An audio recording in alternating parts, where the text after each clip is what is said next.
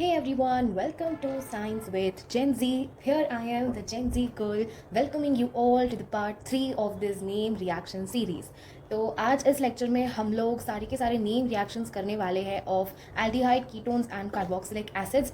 इसके अंदर हम सारे के सारे प्रोडक्ट्स को एकदम डिटेल में बनाना सीखेंगे और रिएक्शंस भी काफ़ी सारी है इस चैप्टर में. तो ये वीडियो थोड़ा सा लंबा होगा, something around 25 minutes, but in 25 minutes के बाद आपके कॉन्सेप्ट एकदम क्रिस्टल क्लियर हो जाएंगे एंड ये नेम रिएक्शंस आपको रटने की ज़रूरत भी नहीं पड़ेगी. So let's get started. तो सबसे पहली नेम रिएक्शन है रॉसिनमंड रिडक्शन. तो ये जो रिएक्शन है this is use to prepare aldehyde. वो भी कब? जब मेरे पास कोई भी एसाइल क्लोराइड यानी कि एसाइल हैलाइड है तब. लेट्स टेक एग्जाम्पल, एक एसाइल क्लोराइड का एग्जाम्पल ले लेते हैं. So we are having R(C)O and Cl. तो मुझे इसको एल्डिहाइड यानी कि RCHO में कन्वर्ट करना है. तो मैं क्या यूज़ करूँगी एज अ कैटलिस्ट? सबसे पहले मुझे दिख रहा है कि मुझे इस क्लोरीन को हटा के हाइड्रोजन चाहिए वहाँ पे. तो पहले तो मैं H2 ऐड कर ही दूंगी. साथ साथ में मुझे कुछ रिएजेंट चाहिए. अगर मैं सिंपली इसका कैटालिटिक हाइड्रोजनेशन करूँ तब भी ये चीज़ पॉसिबल है. तो मैं पैलिडियम डाल सकती हूँ और एल्स मैं कोई और कैटालिस्ट डाल सकती हूँ जैसे कि बेरियम सल्फेट BaSO4. ये डालने से भी जो है रिडक्शन हो जाएगा and it will converted into aldehyde. ठीक है, साथ साथ में बनेगा क्या? बनेगा पानी. क्लियर? नेक्स्ट जो नेम रिएक्शन है that is Stephen reaction. So this is basically the preparation method of amine and exactly हम क्या करते हैं इसमें? हम है साइनाइड को कन्वर्ट करते हैं अमीन में. ठीक है, रिएक्शन देखते हैं. मेरे पास साइनाइड है, obviously we have RCN and मैं इसके अंदर डाल दूंगी SN plus HCl along with hydrogen. ठीक है, तो क्या हो जाएगा कि ये जो N है वहाँ पर HH मतलब C, RC triple bond N ऐसा होता है. तो एक हाइड्रोजन इधर भी लग जाएगा, एक हाइड्रोजन इधर भी लग जाएगा. तो जो ये एक बॉन्ड है ये ब्रेक हो जाएगा एंड ये अमीन बन जाएगा like this, C RCH double bond NH. अब फर्दर मैं इसके अंदर ऐड करूँगी वाटर. तो पानी ऐड करने से क्या हो जाएगा कि ये RCHO प्लस NH4Cl में कन्वर्ट हो जाएगा. सी अगर हमें अमीन तक ही जाना है तो हम यहाँ तक भी कर सकते हैं. ये एक्स्ट्रा स्टेप है क्योंकि ये chapter aldehyde ketone and carboxylic acid है तो हमने इसको आगे उधर तक लेकर गए. अगर हमें नहीं जाना है so we can also end it over here. Mean से फर्दर हम बना सकते हैं यहाँ पर एल्डिहाइड. ठीक है, अब नेक्स्ट है ईटाड रिएक्शन. तो ये अगेन प्रिपरेशन मेथड है एल्डिहाइड का. अब जनरली ये वाली जो रिएक्शन है ये सब लोगों को याद रह जाती है क्योंकि हमें इसका कैटलिस्ट याद रह जाता है. इसका जो कैटलिस्ट है ये आपने आज तक कभी यूज़ नहीं किया होगा. This is the first time you are gonna use it and that is chromyl chloride. तो होता क्या है कि मेरे पास सबसे पहले टोलुइन है दैट इज बेंजीन के ऊपर CH3. मैंने इसके अंदर क्रोमाइल क्लोराइड ऐड किया. क्रोमाइल क्लोराइड का फॉर्मूला होता है Cr2O2Cl2. This is chromyl chloride. Further मैं इसके अंदर CCl4 ऐड कर रही हूँ. होगा क्या कि ये एक क्रोमियम का कॉम्प्लेक्स बना देगा.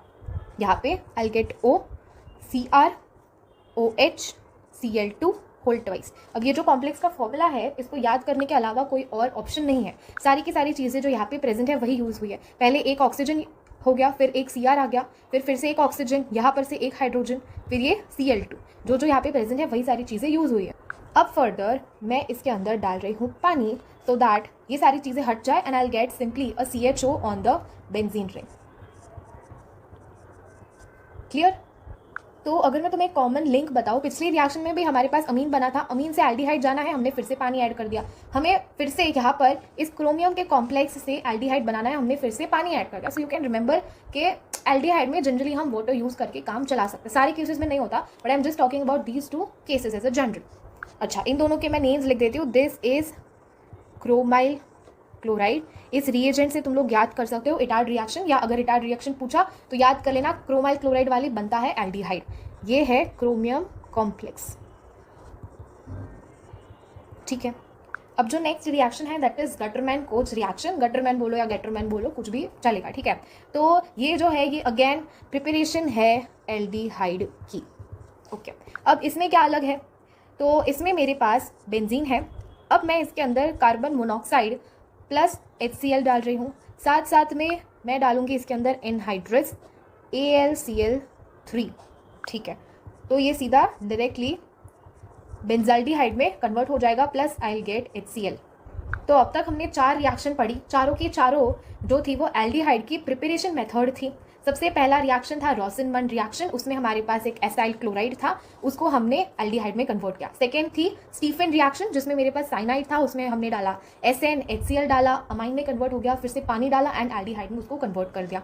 फिर इटाड रिएक्शन में हमने टोलुइन लिया, एक नया रिएजेंट क्रोमाइल क्लोराइड डाला प्लस CCl4, बनता है एक क्रोमियम कॉम्प्लेक्स जिसके अंदर पानी डालने पर कन्वर्ट हो जाएगा वो एल्डिहाइड में। फिर एक और सिंपल सी रिएक्शन है गैटरमैन कोच रिएक्शन, जिसके अंदर हमने बेंजीन लिया, carbon monoxide plus HCl along with anhydrous AlCl3 डाला है, जिससे बन जाता है सीधा सीधा बेंजाल्डिहाइड प्लस HCl। तो ये मैंने छोटा सा रिविजन करा दिया। अब जो नेक्स्ट रिएक्शन है दैट इज क्लेमेंसन रिडक्शन। तो जो ये क्लेमेंसन रिडक्शन है ये एल्डिहाइड या कीटोन की प्रॉपर्टी है, यानी कि एल्डिहाइड या कीटोन से हम इसको किसी एक चीज़ में कन्वर्ट करेंगे। किस चीज़ में कन्वर्ट करेंगे? हम इससे बनाएंगे हाइड्रोकार्बन। तो एल्डिहाइड स्लैश कीटोन, यानी कि बेसिकली कार्बोनिल ग्रुप वाले जिनके पास C डबल बॉन्ड O होता है, इससे हम बनाएंगे हाइड्रोकार्बन।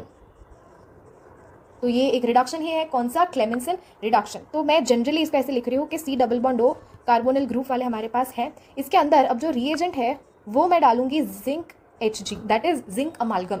सिर्फ ये एक रिएजेंट डालेंगे, क्या होगा कि ये C डबल बॉन्ड O जो है वो निकल जाएगा एंड इसकी जगह पे 2 हाइड्रोजन ऐड हो जाएंगे, तो मेकिंग इट CH2 एंड इसकी 2 वैलेंसीज जो पहले खाली थी, मतलब अल्काइल ग्रुप होगा कुछ ना कुछ, या तो एल्डिहाइड होगा वो या तो कीटोन होगा, तो वो यहाँ पे होगा साइमल्टेनियसली प्लस साथ साथ में बन जाएगा H2O। ठीक है, तो ये बन गया हाइड्रोकार्बन। तो जब भी क्वेश्चन में ऐसा कुछ हो कि हमारे पास कार्बोनिल ग्रुप है और हमें इसको हाइड्रोकार्बन में कन्वर्ट करना है, तो तुम लोग क्लेमेंसन रिडक्शन को याद करोगे, और साथ साथ में इसका जो कैटलिस्ट है वो भी बहुत सिंपल है, दैट इज जिंक अमालगम। ठीक है, अब नेक्स्ट है वुल्फ किश्नर रिएक्शन। अब ये जो क्लेमेंसन रिडक्शन है एंड वुल्फ किश्नर रिएक्शन है, ये दोनों भाई भाई है। जो क्लेमेंसन रिडक्शन है ये छोटा भाई है, बहुत सिंपल है, एक ही रिएजेंट लिया, एक ही कैटलिस्ट लिया एंड खत्म हो गई रिएक्शन, सीधा हाइड्रोकार्बन बन गया। लेकिन ये जो वुल्फ किश्नर रिएक्शन है ना, ये बड़ा भाई है, कॉम्प्लिकेटेड है यार। सेम रिएजेंट लेंगे हम, एल्डिहाइड एंड कीटोन, बनेगा भी सेम हाइड्रोकार्बन, लेकिन बस मेथड जो है बनाने की कॉम्प्लिकेटेड है, 2 स्टेप हो जाती है, क्योंकि बीच में हम अमीन्स को इंट्रोड्यूस करेंगे इसमें। देखते हैं रिएक्शन, फिर से मेरे पास वही है, C double bond O carbonyl group है। इसके अंदर मैं क्या कर रही हूँ कि मैं डाल रही हूँ एक अमीन, दैट इज NH2NH2। अच्छा, अगर तुम लोग को इसका नाम नहीं पता हो तो मैं बता दूँ कि दिस इज कॉल्ड हाइड्राजीन। तो मैंने क्या किया कि इस कार्बोनिल ग्रुप है, यानी कि एल्डिहाइड है या तो कीटोन है, उसके अंदर मैंने हाइड्राजीन NH2NH2 डाल दिया। तो होगा क्या कि ये C ऐसे का ऐसा है, डबल बॉन्ड O हट जाएगा एंड वहाँ पे आई गेट NH2। सही है, देखो इसको जो है ना मैं थोड़ा सा साइड पे समझाती हूँ क्या हो रहा है। ये मेरे पास कार्बोनिल है प्लस इसके अंदर मैंने NH2 किया, बेसिकली वाटर का रिमूवल होगा। यहाँ से ये ऑक्सीजन हट गया, इधर से जिस भी नाइट्रोजन से मैं ऐड करूंगी वहाँ से 2 हाइड्रोजन हट गए, तो ये C डबल बॉन्ड, यहाँ से N बचा तो N एंड NH2 इधर लग जाएगा। जो H2 एंड O निकला था वो साइड साइड पे पानी बना देंगे, लेकिन पानी से हमें अभी काम नहीं है, हम सिर्फ इतने रिएक्शन पे इसको खत्म करते हैं। ठीक है, तो ये हमारा इतना कंपाउंड बन गया, लेकिन मुझे तो चाहिए हाइड्रोकार्बन, तो मैं इसके अंदर एक बेस डाल दूंगी KOH एंड साथ साथ में इसको मैं हीट भी कर दूंगी। तो ये सेम टू सेम वही हाइड्रोकार्बन जो यहाँ पे बना था, CH2 एंड इसकी 2 वैलेंसीज खाली, वो बन जाएगा प्लस। अब यहाँ पे ये जो N2 है ये साइड पे एमिट हो जाएगा, मतलब यहाँ पे ये जो H2 है ये इधर एंड इधर लग जाएगा एंड ये जो 2 N है ये एमिट हो जाएंगे बाहर एज अ गैस। ठीक है, इसका नेम मैंने बताया था हाइड्राजीन, याद रखना। तो देख रहे हो जैसे मैंने कहा कि सेम चीज़ हो रही है क्लेमेंसन रिडक्शन में एंड वुल्फ किश्नर रिएक्शन में। हमारे पास रिएक्टेंट भी सेम है, हमारे पास जो प्रोडक्ट बन रही है वो भी ओवरऑल सेम ही है, बस करने का मेथड इज डिफरेंट। अब जो नेक्स्ट रिएक्शन है that is aldol condensation.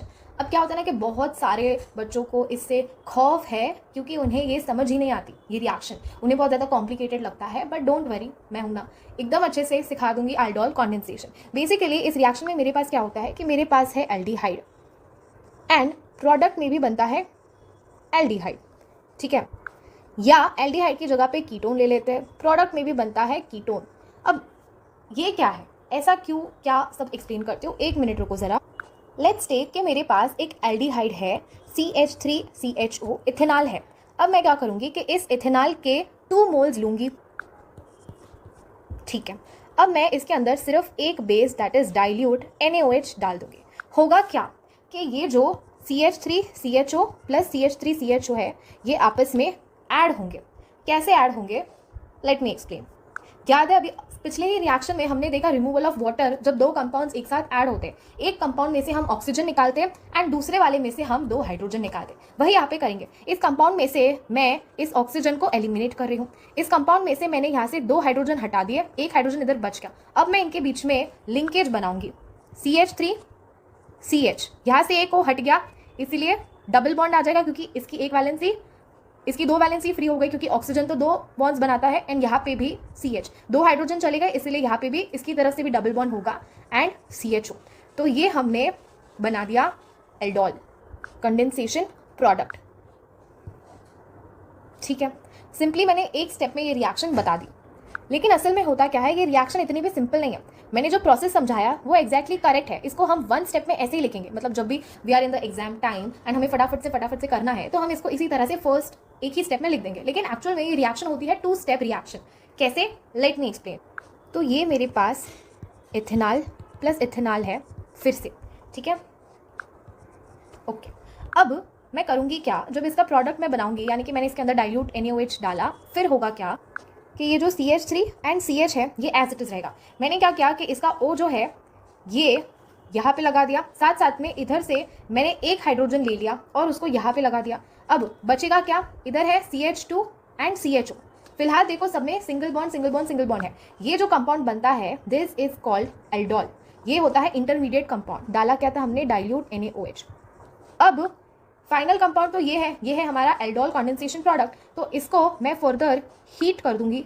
Heat करने से क्या होगा कि यहाँ से OH एंड यहाँ से एक H निकल जाएगा, यानी कि पानी रिमूव होता है। जब भी हम हीट करते हैं तो पानी रिमूव होता है, तो वही होगा, यहाँ से ये OH निकल गया एंड इधर से एक H निकल गया। This will be the final compound that is aldol condensation product. तो आई होप कि you are clear with this reaction. ये हमारे पास 2 मॉलिक्यूल्स इथेनॉल थे, डाइल्यूट NaOH डाला, बन गया एल्डोल, उसको हीट किया, तो ये हमारा final product that is called aldol condensation product बन जाएगा। अब देखो एग्जाम टाइम पे अगर हमें सीधा प्रोडक्ट करना है या हमें सीधा आंसर लिखना है, तो हम इसको 2 स्टेप में नहीं करेंगे। रिमेंबर, जैसे मैंने फर्स्ट स्टेप में किया, इसको सीधा इधर से इधर कन्वर्ट किया, तो हमें एग्जाम में वैसा ही करना है whenever we are asked for the product. अच्छा, एक और चीज़ नोटिस करने वाली इस रिएक्शन में ये है कि हमारे पास जो रिएजेंट था CH3CHO, इसके अंदर थे 2 कार्बन, लेकिन हमारे पास जो फाइनल प्रोडक्ट बन रहा है इसके अंदर है 4 कार्बन। तो जब भी हमें कोई कन्वर्जन क्वेश्चन है, जैसे कि हमें दिया है प्रोपेनॉल एंड इसको हमें हेक्स यानी कि 6 कार्बन में कन्वर्ट करना है, तो तब हमेशा हम एल्डोल कंडेंसेशन को याद करेंगे, ठीक है, क्योंकि कार्बन के नंबर डबल हो रहे हैं। तो ये भी एक मेथड है टू रिमेंबर एल्डोल कंडेंसेशन। तो ये तो हमने एल्डिहाइड सॉल्व किया। अभी हम कीटोन का भी एक एग्जाम्पल लेके एल्डोल कंडेंसेशन परफॉर्म करते हैं। तो कीटोन में हम करते हैं ऐसा कि हम ले लेते हैं 2 मोल्स ऑफ प्रोपेनॉन। तो हमारे पास CH3C double bond O CH3 है, plus again CH3C double bond O CH3 है। फिर से हम क्या करें, वही सेम चीज़ डाल देंगे, डाइल्यूट NaOH। अब मैं फिलहाल इसका बीच का इंटरमीडिएट भी बना के आई एम शोइंग यू। तो देखो पहले वाला जो है उसको तो हम एज इट इज़ लिख देते हैं, ये CH3 है, इसका जो ये कार्बन है इसको मैंने यहाँ पे रखा, फिर इस CH3 को इधर रख दिया। अब ये वाला जो बीच वाला कार्बन है इसके पास डबल बॉन्ड में ऑक्सीजन है, तो हमने क्या किया था, एक ऑक्सीजन को इधर रख लिया, ठीक है। फिर दूसरा वाला हम इधर से चिपकाएंगे, CH3 की जगह पे हम उसको 2 कर देंगे, क्योंकि उसका एक हाइड्रोजन हमने यहाँ पे रख लिया है, तो यहाँ पे CH2, बाकी का जो है ये एज इट इज़ हो जाएगा, ठीक है। अब ये जो बना है दिस इज इंटरमीडिएट। अब एक बार इंटरमीडिएट बन गया, फिर उसके आगे हम क्या करते हैं, हम उसको सिंपली हीट कर देते हैं। तो ये CH3 एज इट इज रहेगा, यहाँ से ये OH निकल गया, तो वैलेंसी सेटिस्फाई करने डबल बॉन्ड, इधर से एक और हाइड्रोजन निकल जाएगा, सो this is CH double bond O and CH3। तो ये हमारा फाइनल प्रोडक्ट आ गया। अब अगैन इसमें भी same cheese you will notice कि रिएक्टेंट में हमारे पास 3 कार्बन है, प्रोडक्ट में 1 2 3 4 5 एंड 6 कार्बन है, कार्बन के नंबर डबल हो गए, ओके। अब एक और नोटिस करने वाली बात यह है कि एल्डोल कंडेंसेशन चाहे हमने एल्डिहाइड का किया चाहे हमने कीटोन का किया, हमने लिया है सेम एल्डिहाइड। मतलब यहाँ पे भी 2 मोल्स है एल्डिहाइड के, 2 मोल्स है इथेनॉल के, तो इथेनॉल प्लस इथेनॉल। यहाँ पे 2 मोल्स है प्रोपेनॉन के, तो प्रोपेनॉन प्लस प्रोपेनॉन। तो क्या इसका मतलब ये है कि एल्डोल कंडेंसेशन में हम सिर्फ एक ही टाइप का रिएजेंट ले सकते हैं? क्या अगर मुझे मेथेनॉल प्लस इथेनॉल करना है तो मैं एल्डोल कंडेंसेशन नहीं कर सकती? नहीं यार, ऐसा नहीं है, हम कर सकते हैं एल्डोल कंडेंसेशन, लेकिन वो होगी दूसरी reaction and that is cross aldol condensation. चलो देखते हैं। तो जैसे मैंने कहा कि इसमें हम दो अलग अलग कंपाउंड्स ले सकते हैं।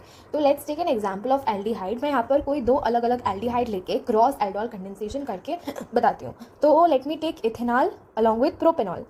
तो CH3CHO है प्लस CH3CH2CHO हम कर देते हैं। अब इसके अंदर कैटलिस्ट तो हमारा फिक्स है, ठीक है ना, डाइल्यूट NaOH। अच्छा, अब देखो होता क्या है, क्रॉस एल्डोल कंडेंसेशन में हमें मिक्सचर ऑफ प्रोडक्ट्स मिलते हैं। एक प्रोडक्ट तो होगा जब मैंने 2 मोल्स अगर इसके लिए, तो जो एल्डोल बनता है कंडेंसेशन प्रोडक्ट, एक कंपाउंड यहाँ से मिलेगा, दूसरा कंपाउंड इसके सेल्फ एल्डोल कंडेंसेशन से मिलेगा। तो 2 प्रोडक्ट तो हो गए। उसके बाद जब इन दोनों को मिलाकर हम रिएक्शन करेंगे तब हमें तीसरा एंड चौथा प्रोडक्ट भी मिलता है।